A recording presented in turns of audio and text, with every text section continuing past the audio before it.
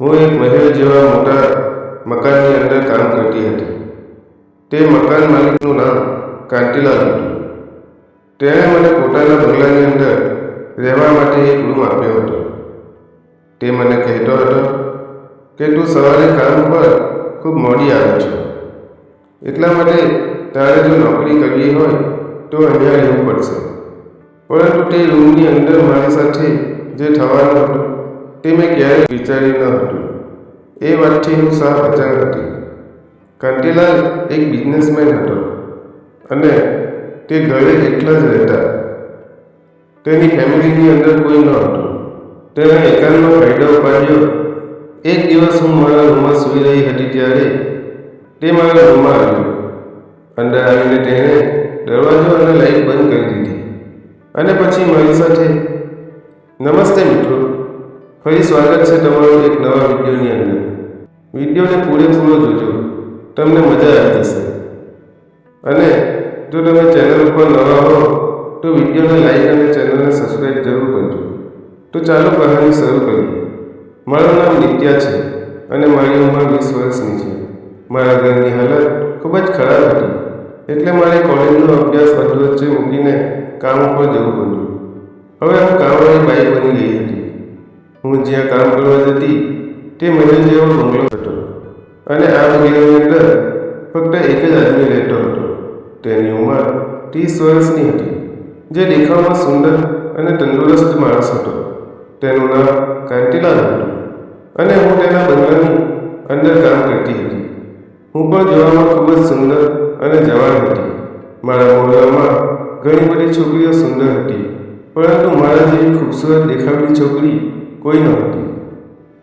હજી મારા લગ્ન થયા ન હતા.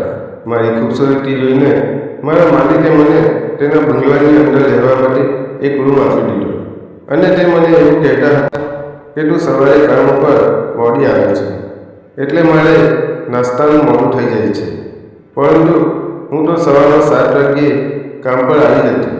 તો પણ તે કહેતા હતા, જો તારે નોકરી કરવી હોય તો તારે અહીંયા રહેવું પડશે. હું નોકરી છોડવા માંગતી ન હતી, કારણ કે ઘરે મારા બાપુજીની તબિયત ખૂબ જ ખરાબ હતી અને મારો નાનો ભાઈ હજી કામ કરે એટલી ઉંમરનો ન હતો. તે હજી 9મા ધોરણમાં ભણતો હતો. મેં કહ્યું, સારું સજ્જી, હું અહીંયા રહી જઈશ. એટલે તેણે મને રહેવા માટે એક રૂમ આપી દીધો. હું જ્યારે કામ ઉપર જતી તો મને મારા મોહલ્લાના બધા છોકરા ખૂબ જ પરેશાન કરતા હતા. હવે હું અહીંયા બંગલામાં જ રહેવા લાગી, એટલે મને કોઈ પરેશાન કરનારું રહ્યું નહીં. જ્યારે હું ઘરનું કામ કરતી તો કાંતિલાલ મને જોયા કરતા. હું વિચારતી કે તે મારામાં એક નજરે શું જોઈ રહ્યા હશે. તે એક મોટા બિઝનેસમેન હતા અને ખૂબ જ અમીર હતા. તેના ઘરે મોટી મોટી ગાડીઓ હતી. કાંતિલાલ કંઈ ને કંઈ બહાનું કરીને મારી નજીક આવવાની કોશિશ કરતા. મને સમજમાં નહોતું આવતું કે તે આવી હરકત શા માટે કરે છે. તેને મોકો મળે ત્યારે તે મારી કમર ઉપર હાથ રાખી દેતો. એક દિવસ તે એક નજરે મારી કમરને જોઈ રહ્યો હતો. તો તેને પૂછ્યું, સચ્ચી તમે શું જોઈ રહ્યા છો?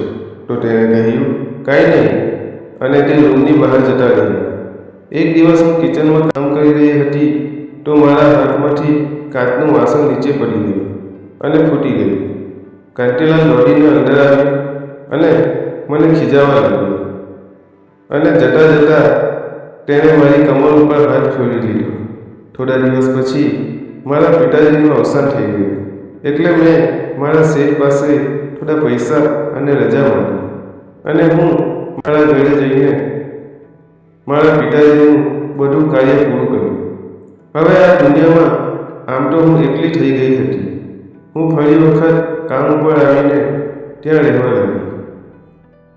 ગરીબીના કારણે હું મારું કામ પણ છોડી શકતી નહોતી. જ્યારે હું નહાવા જતી ત્યારે કાંતિલાલ મને જોઈ રહ્યા હતા. હું શું કરું મને કાંઈ સમજમાં આવતું ન હતું. બપોરે અને સાંજે જ્યારે જમવાનો સમય થતો તો શેઠ મને પોતાની સાથે બેસાડીને જમતા.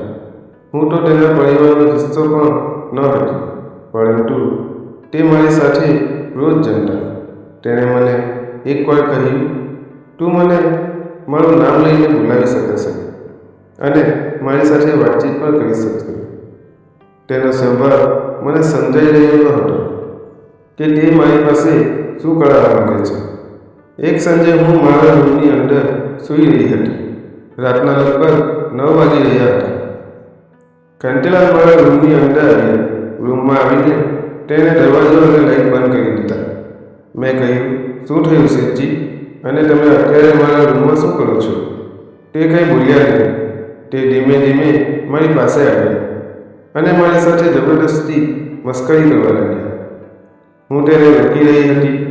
તમે મારી સાથે આ રમત રમી શકતા નથી. મારી મહેરબાની કરીને તમે મને જતા રહો. તમે મારી સાથે આવું શા માટે કરી રહ્યા છો? પરંતુ તેણે મારી એક વાત ના સાંભળી અને તે મસ્કરી કરવાનું બંધ પણ કરતા ન હતા. તેની અંદર ખૂબ જ તાકાત હતી, એટલે હું તેનો સામનો પણ કરી શકતી ન હતી. તે મારી સાથે આનંદ કરવા માટે આવ્યા હતા અને તે આનંદ કરવા લાગ્યા. મેં અત્યાર સુધી કોઈ સાથે મસ્કરી કરી ન હતી. આજે પહેલીવાર કોઈ મારી સાથે મસ્કરી કરી રહ્યું હતું. મને દુઃખ પણ હતું અને આનંદ પણ હતો. મેં ઘણી તેને ના પાડી, પરંતુ તે માન્યો નહીં અને લાંબો સમય સુધી મારી સાથે મસ્કરી કરતો રહ્યો. મારી સાથે રમતા રહ્યા. હવે હું થાકી ગઈ હતી, એટલે હું રડવા લાગી. મને રડતી જોઈને તેને મસ્કરી કરવાનું બંધ કર્યું અને તે મારા રૂમમાંથી જતા રહી. હું લાંબો સમય સુધી રડતી રહી અને પછી સૂઈ ગઈ. પરંતુ મને આખી રાત નીંદર આવી નહીં. મારા મનમાં એક જ વાત ચાલી રહી હતી. મેં નક્કી કરી લીધું હતું કે સવારે હું આ નોકરી અને ઘર છોડીને ચાલી જઈશ. સવારે મેં ઊભા થઈને સ્નાન કર્યું અને રસોડામાં જઈને નાસ્તો બનાવ્યો. નાસ્તો બનાવ્યા પછી શેઠજીને ચા અને નાસ્તો આપ્યો. તેણે મારી સાથે નજર ન મેળવી.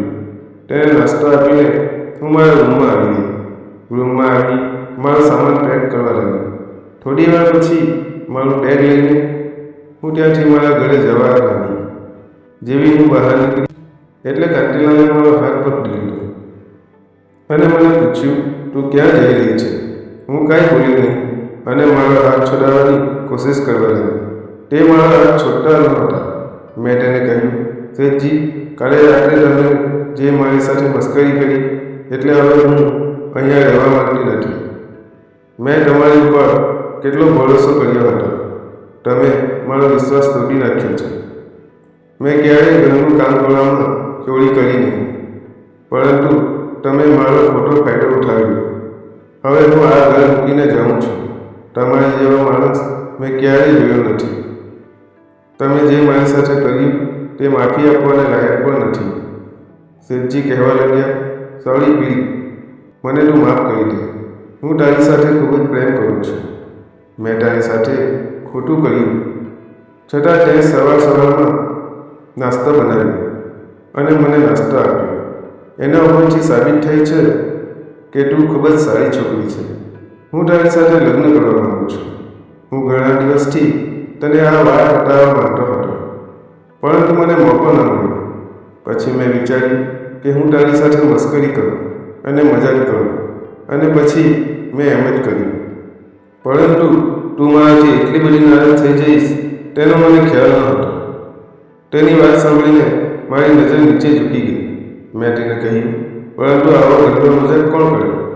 અને પછી મેં મારા શેઠજી સાથે લગ્ન કરી લીધા. હવે મારી જિંદગી ખૂબ જ આનંદિત થઈ ગઈ છે. મારા ભાઈને મેં સારી સ્કૂલમાં એડમિશન અપાવ્યું અને મારી માને પણ મારી સાથે રહેવા માટે બોલાવી લીધી. મિત્રો, તમને વાર્તા કેવી લાગી તે કોમેન્ટ કરીને જણાવો.